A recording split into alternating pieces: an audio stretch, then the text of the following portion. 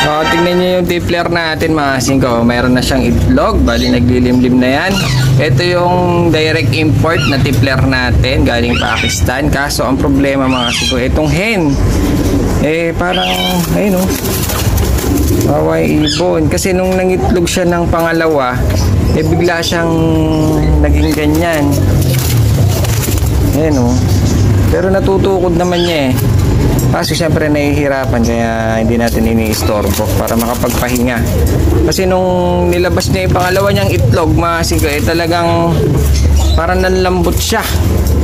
Kaya yung mga eksperto, kung naka-experience kayo ng ganyan, kung ano pwedeng ipainom natin, dahil ako first time ko magkaroon ng ganito nahihirapan siya tuloy maglimlim. Lalaki ang naglilimlim pero gusto pa naman niya naglilimlim mga masipag kasi yan, tippler natin.